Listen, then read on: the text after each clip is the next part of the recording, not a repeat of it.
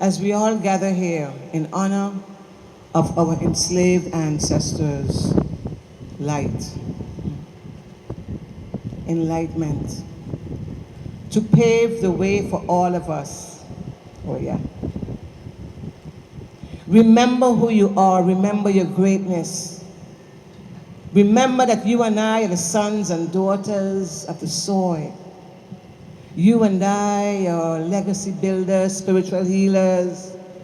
You and I are kings and queens and scholars. You and I, you and I. You and I are the descendants of our enslaved ancestors who were never slaved but yet enslaved. Remember your greatness. Remember that you and I were born and destined to do great things for you and I. You and I are greatness. You and I were born and conceived out of the womb of Mama Africa. Remember. Remember who you are and tell each other who you are. For you and I are legacy builders. You and I are spiritual healers. You and I are kings and queens. You and I are the sons and daughters of the African soil, born in the Caribbean. But remember who you are and remember your greatness. As I pay tribute to Ghana,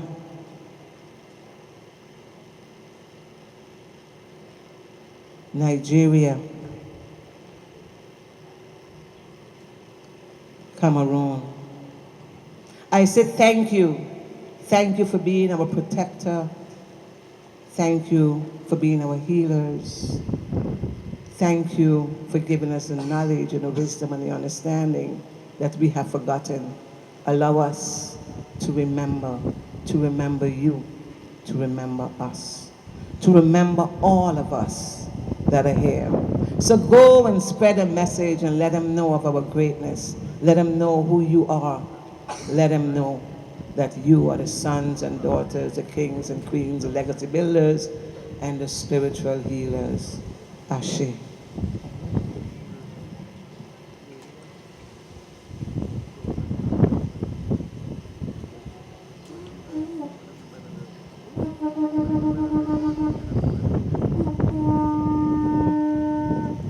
Today I call on all of the great spirits that have touched this land. I call on all of the great spirits that have left Africa and has moved all over the world for us to be here today. All of the strong spirits that have left Africa and now we are here today. We're in many different countries, but we all have one bloodline. We all have one mission. We all have one destiny. And our destiny has been revealed many, many times. And I ask that our ancestors that have been doing the work, they continue to do the work. They continue to lift us up. And the people here, we can always have peace amongst each other. We can have unity amongst each other. We can have blessings amongst each other. We can have more children. We can always take care of our children. We can always know the future. We can always do the great things that we need to do. We ask that we have blessings, that St. Martin is blessed at all times, and all of the families are blessed, and all of the people that come together here, that they're blessed. And today is a great day. Today is a day of unity. Today is a day of peace. Today is a day of healing. Today is a day that we could all be lifted up together. I said thank you for everybody that's coming here today. And I ask that as everybody came in peace, that we all leave in peace, and we all leave in positivity, and we all leave in unity today. And we are protected for many, many, many more years to come. And I say thank you for just doing the great work that you've been doing. And may our ancestors continue to heal us and bless us. Madasia Beramu. These three individuals, around 350 years ago, fighting for their African identity, were enslaved and were killed at this spot. These three individuals suffered at the beginning of our colonial history. They have been under this road, hidden for 350 years. But St. Martin goes through storms and comes back St. Martin builds, St. Martin grows. And at this spot, in 2010, during part of our growth and expansion, these three individuals who suffered so much then were released. They were found again. And their spirit now comes forth and is alive again. Because the Zoutsteg Three are not only important for St. Martin, they are important for the entire African diaspora. Because they represent something so significant. First generation Africans. Those who were part when this whole system was being created, this system of suffering, they were the first generation Africans. And they carried with them from Africa a trait that was deep in their African identity. They actually chipped and modified their teeth. A practice common in Africa, but it was those individuals in Africa who had the courage and the rebellious spirit to do it, to physically mutilate their teeth in order to express that aesthetic power. Now, all these years later, they have come back. And now we are recognizing them. Tonight I'm going to give a lot more details at the university around 6 o'clock. We're going to have a talk. I get the word from Clara there. But at the same time, I want to make one very important point here. Spirituality of what they suffered, what they endured, and where we are now is so vital.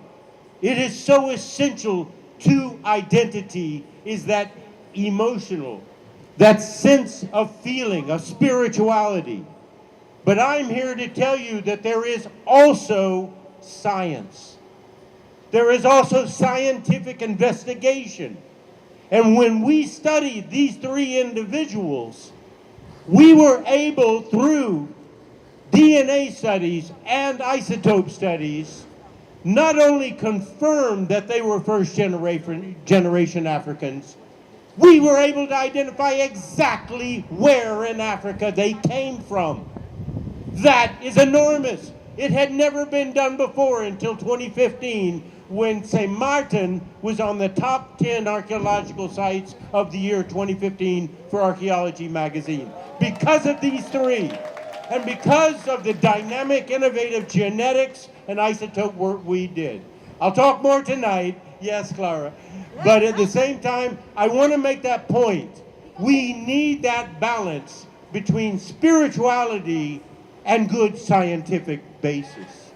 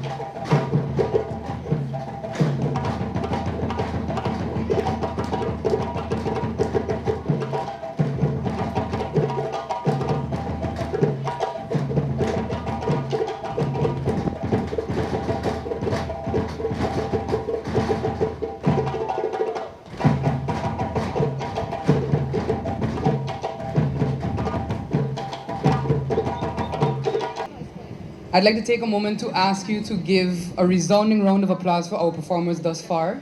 In particular, the Art Saves Lives students, who I'm very glad could join this celebration this year.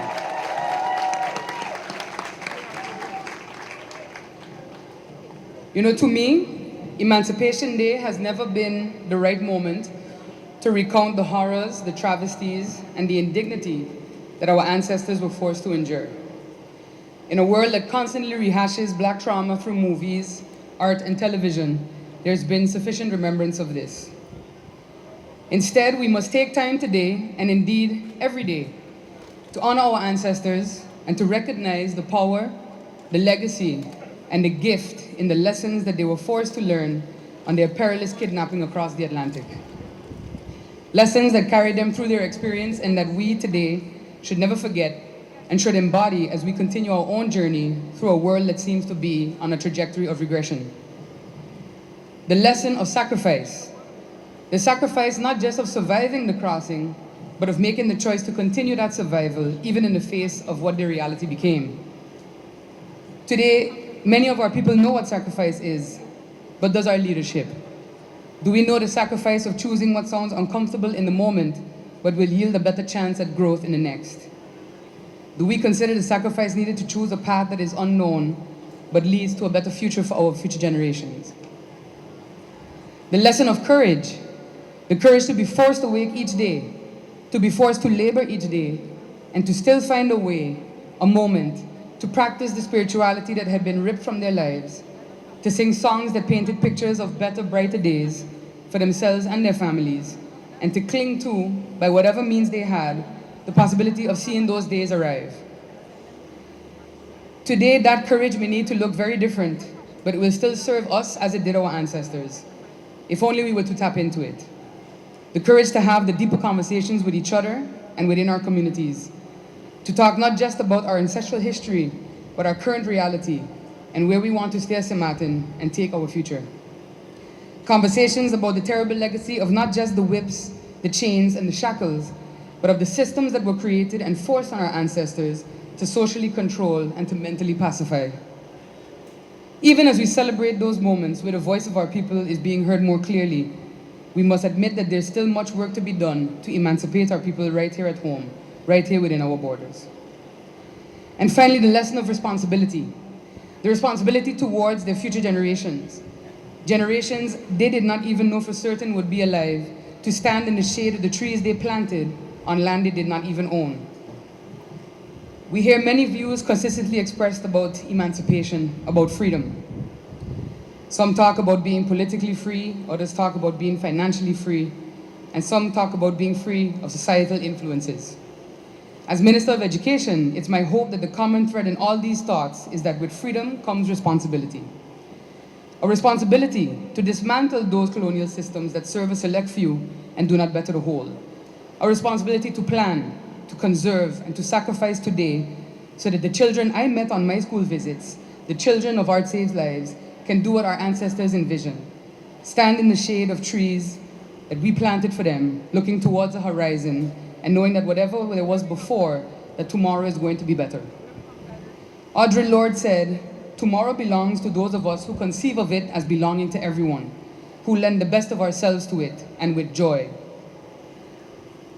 The three we honor today knew this. Our ancestors knew this, that a better tomorrow needed to belong to everyone and not just a few. This Emancipation Day, this is my call to action to all of us, to sacrifice when needed, to have the courage to speak truth to reality, and to understand that freedom, in whatever way, shape, or form you envision it, comes with responsibility towards our individual selves and our collective community.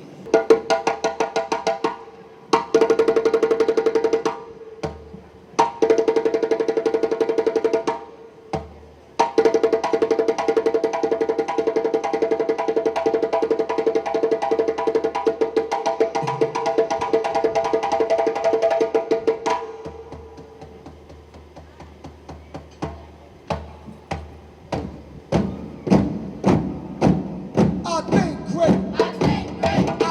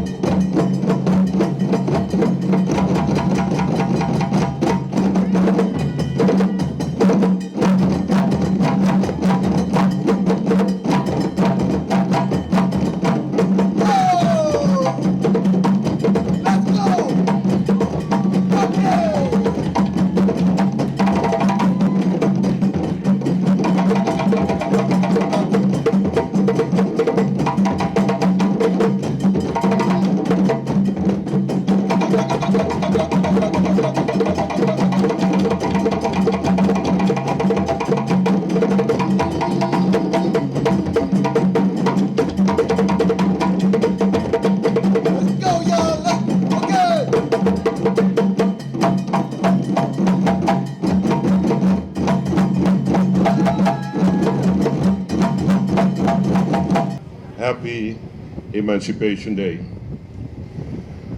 Today is a beautiful day because we gather not just to commemorate a date, but to honor a people. That is actually what we are doing. A people whose cries of resistance rose from the cane fields, whose spirits refused to be broken, and whose strength has shaped the very soil on which we stand today. This is Emancipation Day, a day that demands we remember. Please, remember them. Remember the sons and daughters of Africa. Remember their journey, their struggles, and of course, their brilliance. Remember, please, the price they paid for our freedom. As Prime Minister, I stand here deeply aware that our emancipation is not just history, it is a living legacy. A legacy that echoes our culture, that echoes our language, our music, and the pride of our people. It is a legacy that must guide our policies, that must guide our education, and of course, our unity as a nation. Today, we also recognize new truths unearthed, skeletal remains of our ancestors, brought here in bondage from 1650 to 1680, now remind us that beneath the surface of our paradise lies stories that still demand to be told. To the descendants of these heroes, you are now their voices. Let us walk in their honor. Let us live in their courage. And let us build a St. Martin that ensures that no child ever again has to fight to be free. We are the continuation. We are the dream of the ancestors realized. And today, we rise. Thank you, and may God bless our beloved St. Martin.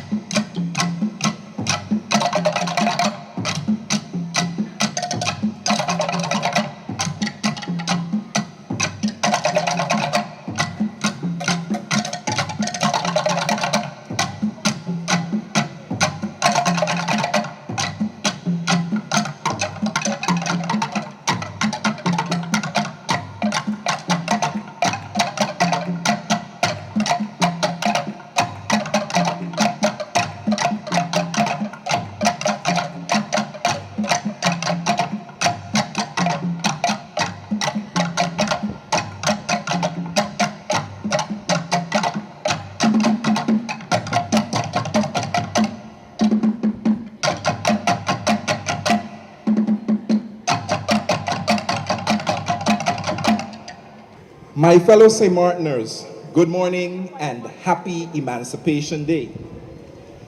As we, as a people, as a nation, figuratively navigate the waters in this post-enslavement, post-emancipation, post-apology, and pre-reparatory justice era, it is imperative that we stand still and give reverence to those that have literally crossed the waters before us, and in so doing, make certain that history does not erase, that history does not forget, that history tells us, that history proves from whence we came.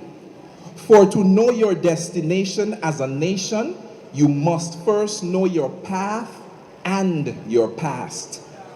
In other words, in order to know where you are going, you have to know where you've come from. And where we have come from is a land where we are kings and queens. With such a lineage, it is only fitting that we ensure that our individual and collective destination, our future, is one of honor and excellence. Part of ensuring that future is piecing the puzzle together of a past fragmented by chattel enslavement, racism, and colonialism, and the like.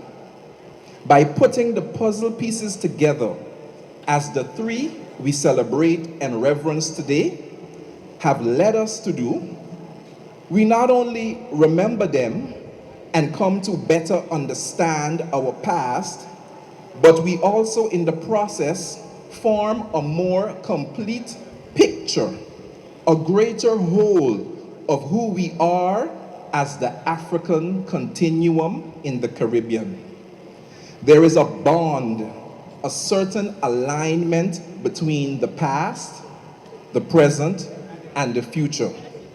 By grasping how the past interconnects with the present, one can design a desirable future. Before we can step into our future of honor and excellence, we must first honor the excellence of which we are the descendants. It is a prerequisite, a rite of passage, and the preparatory phase of our transition into the era of reparatory justice. So, as you celebrate Emancipation Day today, I urge you to reflect on the land of our ancestors, reflect on the three, remember them, and let that be your muse to direct our path, the path of the African continuum in the Caribbean. In closing, I leave you with the following African proverb. We do not inherit the earth from our ancestors. We borrow it from our children. Thank you. God bless you. God bless St. Martin. And happy Emancipation Day to one and all.